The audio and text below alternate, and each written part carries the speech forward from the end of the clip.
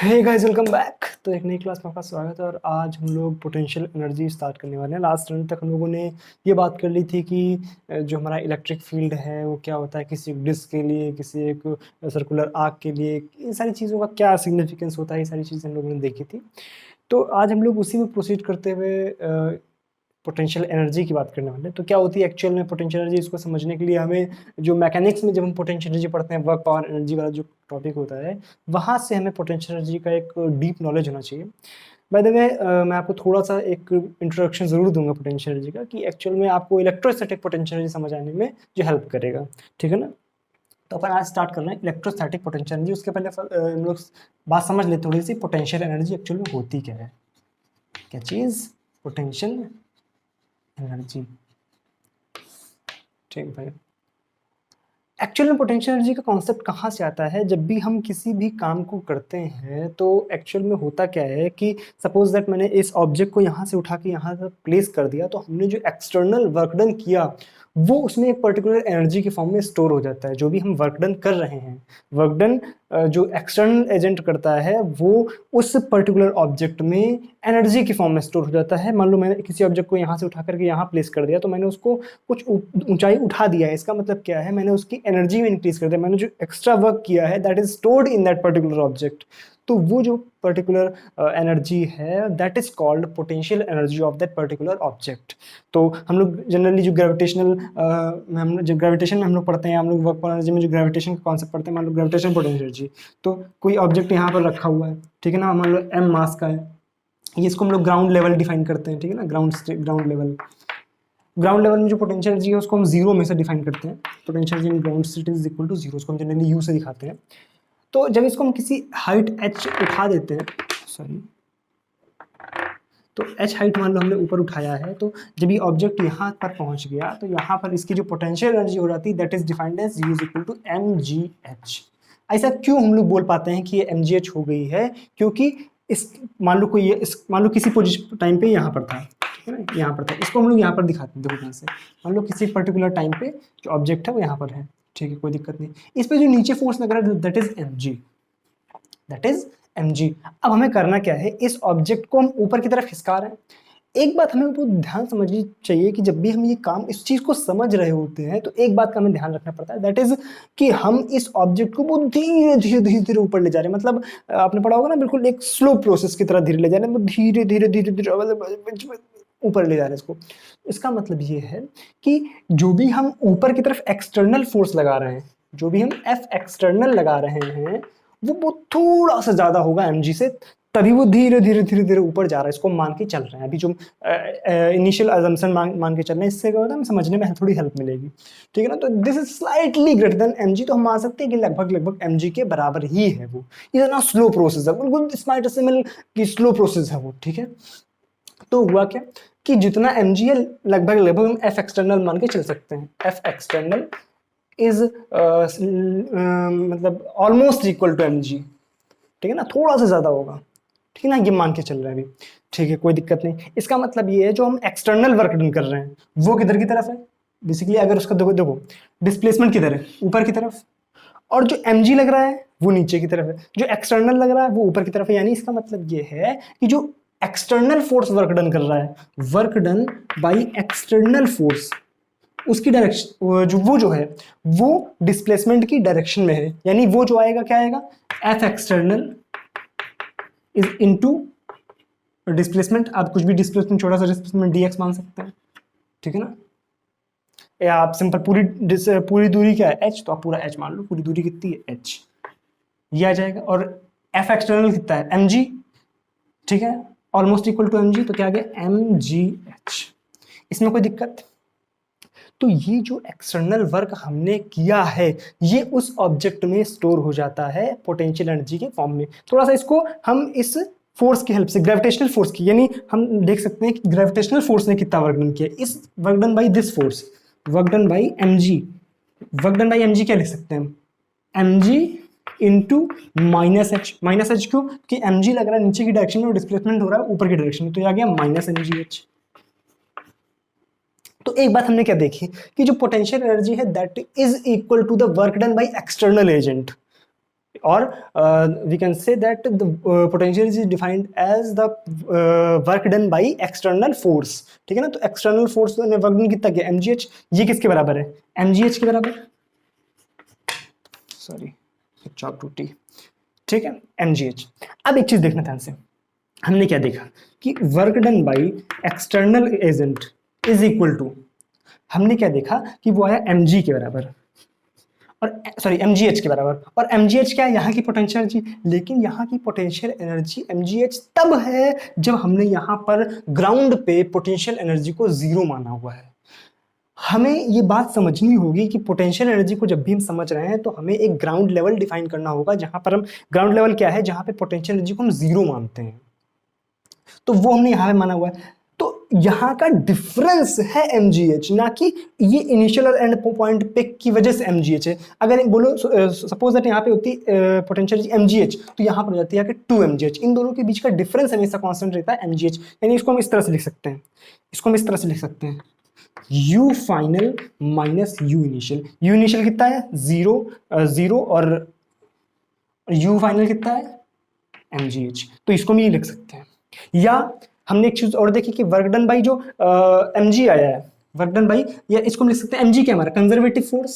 तो हम general force के अगर लिखेंगे कंजर्वेटिव फोर्स, हालांकि ये सारा डिस्कशन मैकेनिक्स में होना चाहिए, लेकिन थोड़ा सा मैं डिटेल में यहाँ पर इस तरह से बता रहा हूँ ताकि फील अच्छे से आ जाए इसको, ठीक है ना। तो या तो हम mg की जगह यहाँ पे कंजर्वेटिव लिख देंगे, तो क्या आ जाएगा, work done by conservative force, work done by conservative force is equal to यहां देखो माइनस टाइम्स है, तो लिख सकते हैं माइनस टाइम्स W एक्सटर्नल, या हम लिख सकते हैं minus times U final minus U initial. यहां तक कोई दिक्कत, या हम इस तरह से लिख सकते हैं कि U final minus U initial, जो हमारा मेन काम आ गया, U final minus U initial is equal to, minus को यहां पर भेज दो conservative, minus work done by conservative force. ये होता है पोटेंशियल एनर्जी और वर्क कंजर्वेटिव फोर्स में रिलेशन। अब इस कंजर्वेटिव फोर्स का पर्टिकुलर एग्जांपल है electrostatic force. Electrostatic force is a example of conservative force. Electrostatic कैसा फोर्स होता है, कंजर्वेटिव फोर्स होता है, उसकी वजह से हम जो है इलेक्ट्रोस्टैटिक पोटेंशियल एनर्जी को हम समझेंगे, ठीक है ना। तो ये बेसिक कॉन्सेप्ट था पोटेंशियल एनर्जी का। अब हम समझते हैं इलेक्ट्रोस्टैटिक पोटेंशियल एनर्जी के केस में ये किस तरह से काम करता है। तो अब अपन बात करते हैं इलेक्ट्रोस्टैटिक पोटेंशियल एनर्जी के बारे में थोड़ी सी। क्या चीज, इलेक्ट्रोस्टैटिक पोटेंशियल एनर्जी। देखो ध्यान से, इलेक्ट्रोस्टैटिक पोटेंशियल एनर्जी को सबसे पहले डिफाइन करने के लिए हमें एक चीज समझ आनी चाहिए कि नॉर्मल पोटेंशियल एनर्जी का ये अपन देख चुके हैं। दूसरी बात ये हमें ध्यान रखनी पड़ती है कि ग्राउंड लेवल कहाँ पर डिफाइन करें। तो इसके लिए जो ग्राउंड लेवल डिफाइन करते हैं वो हम कहाँ पर डिफाइन करते हैं, इन्फिनिटी पर। कहाँ पर, जो ग्राउंड लेवल होता है दैट इज एट इन्फिनिटी। ठीक, ये बात अपने को समझ आ गई। अब दूसरी बात हम समझते क्या है, उसमें मास का खेल होता है जब नॉर्मल ग्रेविटेशनल पोटेंशियल एनर्जी पढ़ते हैं, ठीक है ना। इसमें क्या खेल होगा, हमारा चार्ज का। ठीक, देखो ध्यान से, मान लो ये कोई एक चार्ज रखा हुआ है, ठीक है, Q1।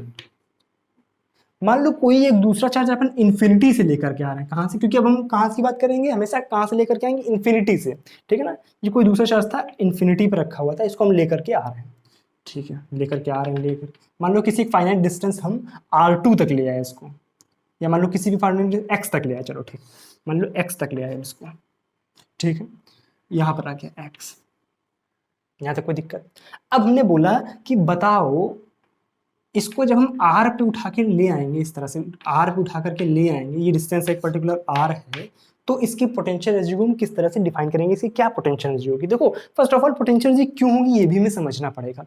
क्यों होगी, देखो ध्यान से, ये चार्ज रखा हुआ है, इस चार्ज को अगर कहीं से भी उठा करके ले आए तो कोई हमें वर्क डन नहीं करना पड़ेगा। क्यों वर्क डन नहीं करना पड़ेगा, क्योंकि देखो जब भी हम ग्रेविटी वाला केस समझे तो एक्चुअल में वर्क डन में क्यों करना पड़ा था, क्योंकि हर जगह ग्रेविटी प्रेजेंट है। इसका मतलब ये हम अगर किसी ऑब्जेक्ट को उठा रहे हैं तो उस पर हमेशा एक कांस्टेंट फोर्स लग रहा है mg नीचे की तरफ। लेकिन सपोज दैट चार्ज के केस में बात करिए तो हम इलेक्ट्रोस्टैटिक पोटेंशियल एनर्जी की बात कर रहे हैं, मान लो मास वास की कोई बात नहीं कर रहे हैं, सिर्फ चार्ज की बात कर रहे हैं। तो इस पर चार्ज है Q, इस देखो अगर कोई दूसरा चार्ज प्रेजेंट नहीं है तो इसको हम कहीं पर भी घुमाएं फिराएं हमें कोई मतलब नहीं कि इस पर कोई भी एक्सटर्नल फोर्स नहीं लग रहा होगा। और अगर फोर्स नहीं लग रहा होगा इसका मतलब है इसमें पोटेंशियल एनर्जी का कॉन्सेप्ट तो नहीं आएगा। लेकिन अगर हम एक दूसरा चार्ज इसके फील्ड में ले आएंगे तो एक्चुअल में क्या होगा, दूसरे चार्ज पे जरूर फोर्स लगेगा। अगर फोर्स लगेगा इसका मतलब है अगर हम उसको वहां पर हिलाएंगे डुलाएंगे तब हमें एक्सटर्नल वर्क करना पड़ेगा इसके अगेंस्ट। क्यों? क्योंकि इसका फोर्स इधर लग रहा है, मान लो मैं इधर धक्का दे रहा हूं, तो अब जो धक्का दिए चला इधर से नहीं हिल रहा है, तब हमें एक्स्ट्रा फोर्स लगाना पड़ेगा।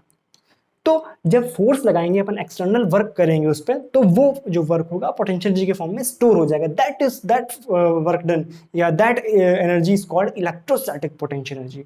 ठीक है ना। तो जब इसको हम यहाँ से उठा के यहाँ तक लाए, इन्फिनिटी से उठा के यहाँ तक लाए, कहीं पर भी लाए, तो हमें जो सिस्टम बना, इस सिस्टम की कितनी पोटेंशियल एनर्जी होगी, क्योंकि इकलौते चार्ज की तो कोई पोटेंशियल एनर्जी नहीं होगी। क्यों? क्योंकि वहाँ पे तो कोई दूसरा चार्ज प्रेजेंट नहीं है। लेकिन जब एक चार्ज प्रेजेंट है तब दूसरा चार्ज लाएंगे तो उसमें पोटेंशियल एनर्जी आएगी। उस पोटेंशियल एनर्जी को हमें निकालना है। देखो ध्यान से किस तरह से करेंगे, सिंपल सा तरीका कि अगर ये एक्स पर रखा हुआ था तो हमने मान लिया कि हमें कुछ dx डिस्टेंस खिसकाने पर हम वर्क डन निकाल लेते हैं। dx डिस्टेंस खिसकाने पर वर्क कितना लगेगा, देखो ध्यान से, dw।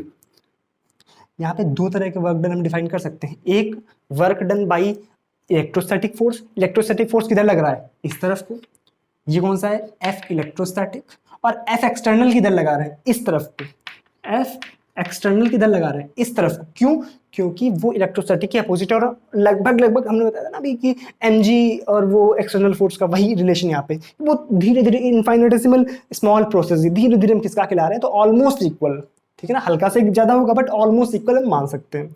ठीक है, तो यहाँ पर भी हम लिख सकते हैं कि जब हम पोटेंशियल एनर्जी लिखना चाहेंगे तो हम एक्सटर्नल वर्क डन लिखेंगे, क्योंकि वही बराबर याद है ना, बताया था कॉन्सेप्ट कि work done by external agent is equal to U final minus U initial is equal to minus times work done by conservative force. याद है? तो हम सिंपल वर्क डन निकाल देंगे एक्सटर्नल फोर्स की वजह से, उसके बराबर कर देंगे हम W final minus U final minus U initial. ठीक है, तो एक्सटर्नल एजेंट द्वारा वर्क डन छोटा सा जो किया जा रहा है that is equal to F dot d s. Simple F कितना लग रहा है एक्सटर्नल, एफ ई के बराबर, एफ ई कितना होगा, के Q1 Q2 बाई दूरी कितनी थी, एक्स स्क्वायर। ठीक है, और डिस्प्लेसमेंट कितना है, dx। यहां तक कोई दिक्कत? अब ठीक है, दूसरी बात जो हम यहाँ u final minus u initial लिखते हैं, तो u इनिशियल कहाँ पर है, इन्फिनिटी पे। u इनिशियल हम कहाँ डिफाइन करते हैं, इन्फिनिटी पे इसमें, और जो कि कितनी होगी, 0। ठीक है, कोई दिक्कत नहीं। इसको सॉल्व कर लो, कितना आ जाएगा, देखो x की लिमिट कहाँ से आता है, इनिशियली हम कहाँ से लाएं, इन्फिनिटी से, और ला के रखना कहाँ पर हमको, r पर। कोई दिक्कत है यहाँ तक? इंटीग्रेट कर दो, क्या आ गया, k Q1 Q2, इसको आप इंटीग्रेट करो, क्या आ जाएगा, -1/x। तो -1 जब x लिखेंगे अपन, और कहाँ से कहाँ तक की लिमिट, इन्फिनिटी से r। करेक्ट है? ठीक, देखो ध्यान से क्या करेंगे अपन, सबसे पहले क्या रखेंगे, r क्या आ जाएगा यहाँ पर, -k Q1 Q2 by r, -k Q1 Q2 by r। ठीक है ना, इन्फिनिटी वाला टर्म 0 हो जाएगा। यहाँ तक कोई दिक्कत? एक चीज आपको और नोटिस करनी है, क्या नोटिस करना है कि यहाँ पर एक dx में मैंने नेगेटिव साइन और लेना चाहिए। वो नेगेटिव साइन क्यों लेना चाहिए, देखो ध्यान से, जब मैंने x नापा तो मैंने x यहाँ से नापा है, इस तरफ को, x मैंने किधर नापा है, इस तरफ को, लेकिन dx किधर नापा है, इस तरफ को। तो यहाँ पे एक एक्सटर्नल नेगेटिव साइन और आना चाहिए, जिसकी वजह से यहाँ पर ये जो नेगेटिव नेगेटिव होगा कैंसिल होकर यहाँ पॉजिटिव बन जाएगा। एक नेगेटिव साइन यहाँ पर और रखते हैं, ठीक है ना, तो उसकी वजह से क्या आ जाएगा, ये पॉजिटिव हो जाएगा। तो जो work done by external agent that is equal to k Q1 Q2 by r। ठीक है ना, k Q1 Q2 by r। इसका मतलब है this work will store in this system Q1 and Q2 in form of electrostatic potential energy. क्या यहां तक कोई दिक्कत है? तो इसी को हम यहाँ इंटीग्रेशन का साइन लगा दो।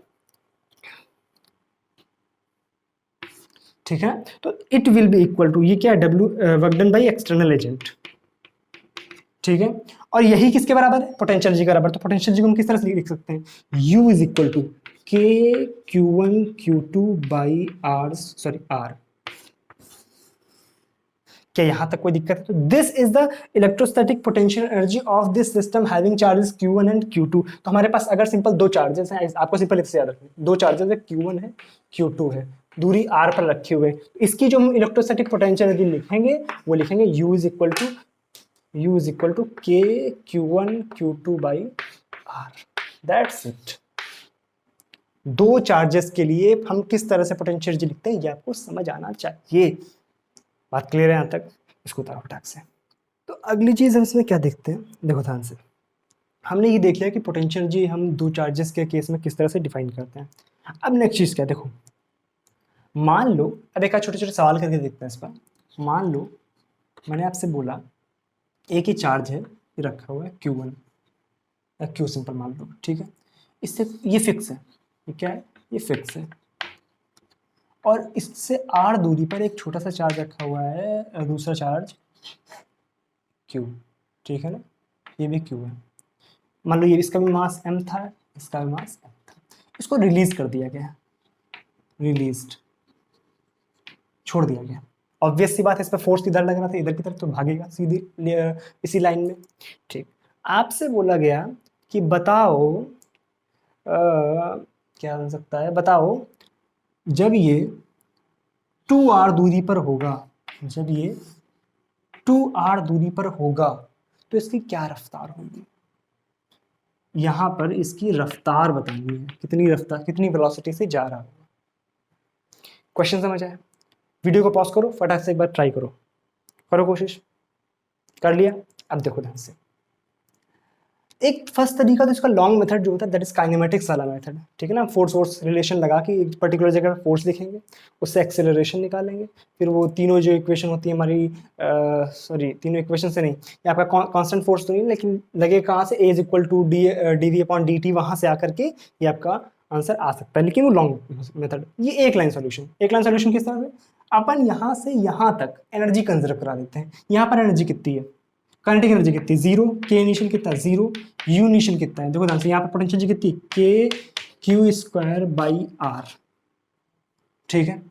फाइनल वहां पर पोटेंशियल एनर्जी लिखो, पहले काइनेटिक एनर्जी लिख लेते हैं। काइनेटिक एनर्जी कितनी होगी यहाँ पर, K final half m v square, और पोटेंशियल एनर्जी कितनी होगी यहाँ पर, के क्यू स्क्वायर बाई दूरी कितनी है यहाँ पर, 2r। बस एनर्जी कंजर्व करा दो, k initial plus u initial is equal to k final plus u final, right. K initial zero, कर लेते हैं इसको solve, zero plus u initial k q square by r is equal to k final half m v square k final k q square by 2r। बस घटा लो, क्या जाएगा यहाँ से, इसको इधर लाइन घट जाएगा, क्या जाएगा, k q square by 2r, बचा के इधर हाफ एम वी स्क्वायर, 2 ने 2 को मार दिया, m इधर आ गया अपॉन में, और v निकालने के लिए क्या कर दिया, रूट लगा दिया, क्या आ गया, k q square by m r. यही वेलोसिटी है, निकाला वेलोसिटी। सिर्फ आपको ये इक्वेशन लिखना चाहिए, आना चाहिए, बाकी तो क्या ही है, बस एनर्जी कंजर्व कराना चाहिए, कहाँ से कहाँ तक अपन एनर्जी कंजर्व करेंगे, ये मेन मेथड है इसमें। अब मान लो इसी तरह से बोल दीजिए, एक घर के लिए होमवर्क, देखो ध्यान से। मान लो मैंने बोला है कि यहाँ पे चार्ज था Q, दूसरा चार्ज था यहाँ पे 4Q, ये फिक्स था, ये रिलीज कर दिया गया, ठीक। यहाँ पे जो दूरी थी वो थी r, तो बताओ 4r पर, यहाँ से 4r पे वेलोसिटी कितनी होगी, कर सकते हो क्या, बिल्कुल कर सकते हो, कर लेना, कोशिश कर लेना इसको, ठीक है। दूसरा क्या कर सकते हैं, मान लो मैंने इसी क्वेश्चन में, ठीक है ना, ये क्वेश्चन नंबर इसी के दूसरा, क्या बोल सकते हैं कि मैंने यहाँ पे एक इनिशियल वेलोसिटी इधर की तरफ दे दी, कितनी, यहाँ पे एक इनिशियल वेलोसिटी दे दी, मान लो आपको दे दिया मैंने कुछ भी v0, मान लो इनिशियल वेलोसिटी v0 है, तब बताओ जब ये 4r पे पहुंचेगा तब कितनी वेलोसिटी होगी, तो कुछ अब चेंज जाएगा। अब यहाँ पे जो इनिशियल काइनेटिक एनर्जी थी, जो जीरो लिखा था आपने, वो जीरो नहीं लिखा जाएगा, क्योंकि यहाँ पे इनिशियल काइनेटिक एनर्जी है half m naught v, sorry m v naught square, ठीक है ना। तो ये प्रोसेस आपको समझ में आना चाहिए कि हम लोग किस तरह से एनर्जी कंजर्व करा रहे हैं, कहाँ से कहाँ तक हमें एनर्जी कंजर्व करानी, that is the main point, ठीक है ना। अब अगले सवाल बात करते हैं, देखो ध्यान से, ये उतार लो पहले। मान लो मैंने आपसे बोला, अगला सवाल देखो, मान लो मैंने बोला कि एक चार्ज पार्टिकल है Q, ठीक है। हमने क्या किया कि इन्फिनिटी से, कहाँ से, इन्फिनिटी से नहीं, इन्फिनिटी से नहीं, कोई एक दूरी लेते हैं। मान लो हमने एक चार्ज को 2r 2r इन्फिनिटी मानते हैं, चलो इन्फिनिटी से फेंका इधर की तरफ, कहाँ से, इन्फिनिटी से, ठीक है। और इसकी रफ्तार दी है हमने v, ठीक, इसको हमने v रफ्तार दी है, तो इसका भी चार्ज q है, मास m है, ठीक है। इन्फिनिटी से एक चार्ज q मास m को हमने रफ्तार दी है इधर की तरफ, इसी की डायरेक्शन में v वेलोसिटी से। अब मैंने आपसे पूछा कि ऑब्वियस सी बात है, ये चार्ज q इसके पास आता जाएगा आता जाएगा आता जाएगा, तो इस धीरे धीरे इसकी रफ्तार कम होती जाएगी, ये फिक्स है, ये वाला फिक्स है। यहाँ तक बात क्लियर? तो बताओ जब कितनी दूरी पर आकर के ये रुक जाएगा, कितनी दूरी पर आकर के ये रुक जाएगा, for which r it will stop, for which r it will stop, ये निकालना है आपको। चलो वीडियो को पॉज करो, सवाल को ट्राई करो।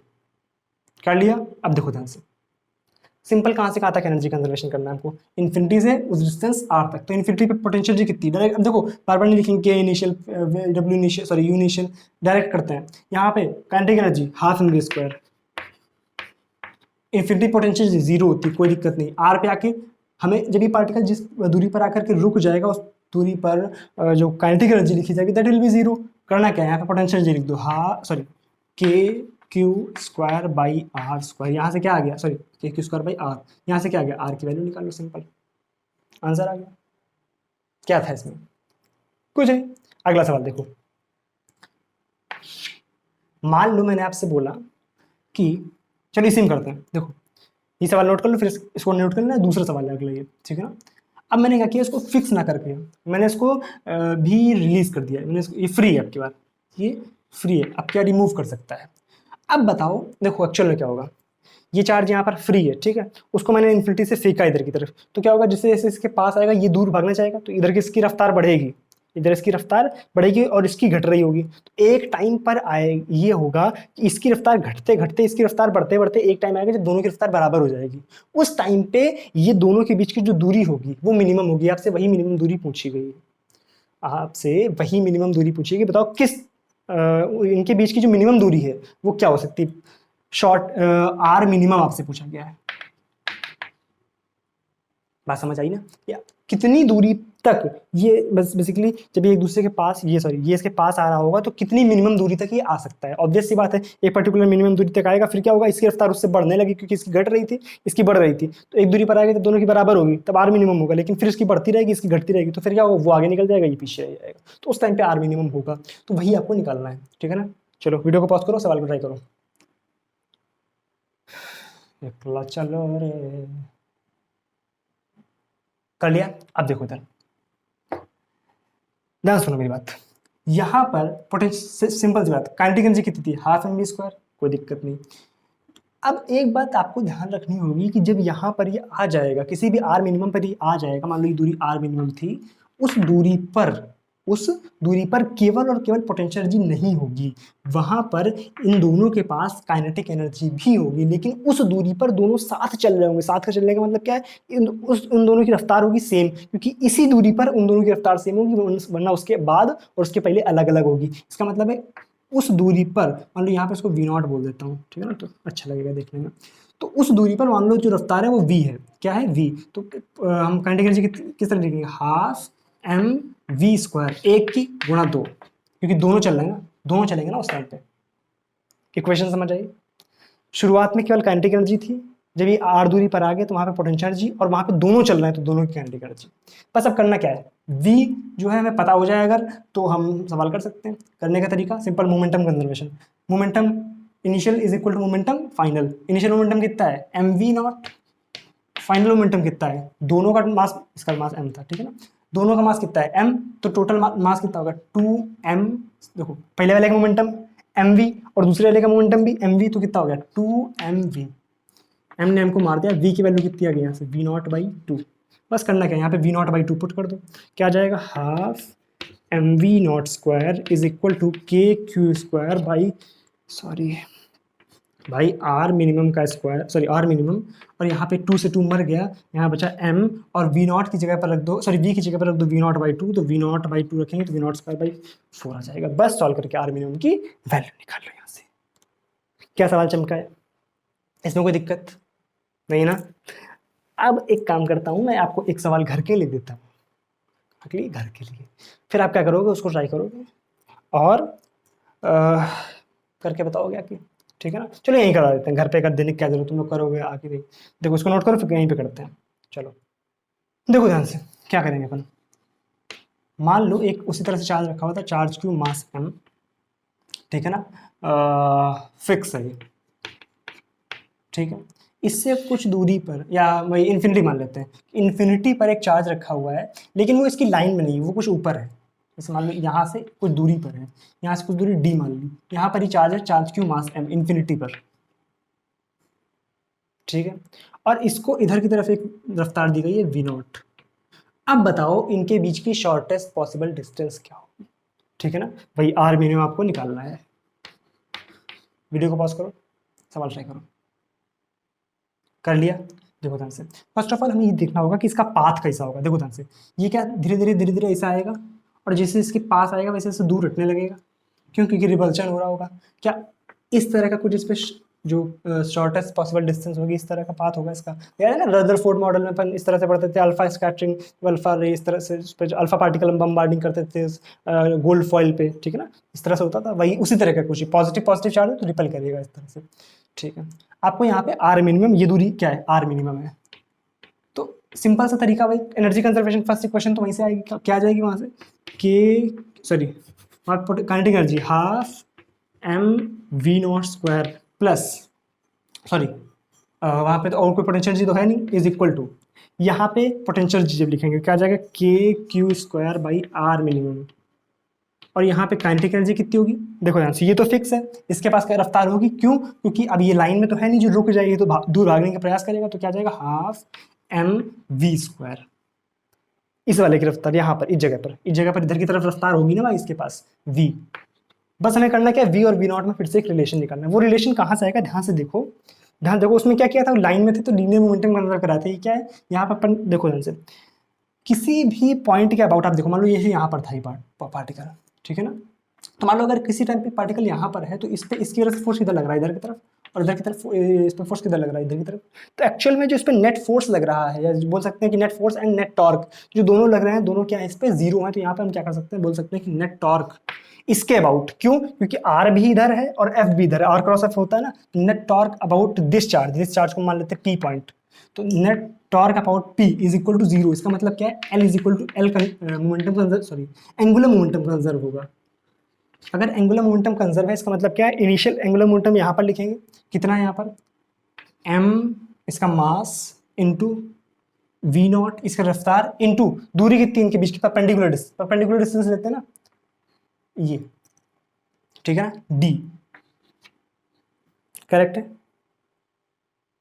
सही लिखा है, m v नॉट d, कुछ गड़बड़ तो नहीं है, नहीं करेक्ट है। अब देखो इज इक्वल टू, यहाँ पर जब लिखेंगे एंगुलर मोमेंटम तो क्या आ जाएगा, m v into r minimum. तो यहाँ से आर मिनिमम कितना आ गया, देखो ध्यान से, आर मिनिमम आ गया आपके पास, r minimum is equal to v not d by, sorry r minimum नहीं, वी निकालना था हमें, v is equal to v not d by r minimum. इस आर मिनिमम, इस वी को उठा करके यहाँ पुट कर दो, सॉल्वल करो, आर मिनिमम की वैल्यू आ जाएगी। थोड़ा सा लंबा इसमें क्वेश्चन बनेगा, सॉल्वल नहीं हो, सॉल्व मतलब करने में आपको थोड़ा सा टाइम लग सकता है, तो आप सॉल्वल कर लेना इसको, ठीक है ना। मेन काम था कॉन्सेप्ट सीखना। क्या कॉन्सेप्ट समझ आया है, किसी को कॉन्सेप्ट समझ आ गया है, बात क्लियर, उतारो इसको फटाक से। तो आई होप आज की सारी बातें आपको समझ आ गई होंगी। अगर फिर भी कोई दिक्कत आ रही है तो आप नीचे कमेंट सेक्शन में बता सकते हो, ठीक है ना। तो चलो अब मिलते हैं अगली क्लास में, तब तक के लिए thank you so much, bye bye.